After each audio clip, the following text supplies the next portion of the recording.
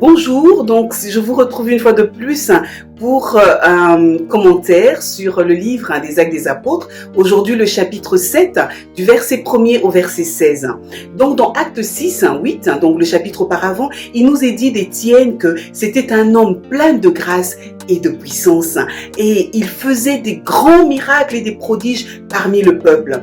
Alors qu'il servait fidèlement Dieu, en fait, il est injustement accusé par de faux témoignages et il est arrêté, emprisonné et il doit comparaître en fait devant le Sanhédrin. Au lieu donc de se plaindre, de se lamenter de ce qui lui arrive, « Oh Seigneur, regarde ce qui m'arrive, moi qui te sers, on m'accuse injustement. » Non, bien au contraire, il affirme avec assurance que Jésus-Christ est dans la continuité en fait des promesses que Dieu avait faites au travers d'Abraham, d'Isaac, de Jacob, de Joseph. Et en fait, toutes ces choses sont en train de s'accomplir au travers de Jésus-Christ. Donc Jésus avait en fait d'avance prévu, dit à ses disciples que toutes ces choses allaient arriver.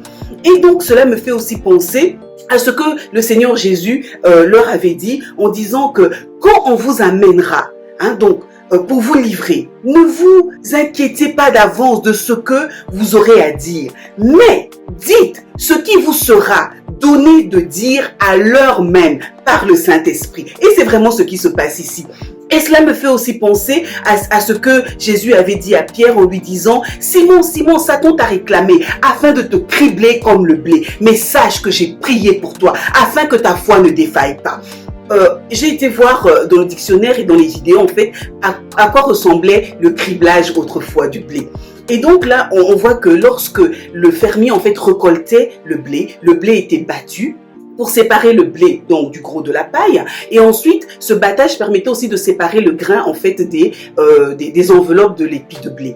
Et donc ce mélange en fait de grains de blé avec les épis qui restaient encore devait être séparé en fait le criblage. Cela était mis dans un tamis et en fait ce qu'on devait faire c'était secouer le tamis, lancer comme ceci le grain, et pendant que le grain était en l'air, on soufflait dessus de sorte que en fait le grain était séparé des résidus et le grain retombait et finalement le grain était séparé de ce qui était inutile. Le grain qui retombait, le grain de blé, c'est lui qui était utile pour nourrir en fait les gens qui étaient affamés, et d'autre part aussi il a ce potentiel là en lui de servir aussi de semence pour permettre de multiplier pour les années d'après le grain. Et donc c'est une belle image en fait des épreuves, des situations difficiles que nous traversons souvent en fait dans notre vie.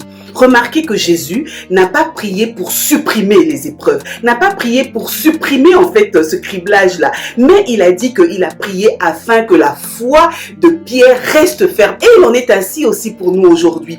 Donc, quand nous passons en fait par ces moments difficiles-là, c'est vraiment comme si le Saint-Esprit venait souffler dans nos vies pour séparer ce qui est inutile, ce qui est accessoire, de ce qui est utile, nécessaire, d'une part pour encourager, pour fortifier, pour être utile en fait à d'autres personnes, et d'autre part aussi pour qu'au travers de nous, nous puissions être ceux qui engendrent aussi d'autres disciples pour Christ. Alors soyons encouragés, soyez bénis, à la prochaine.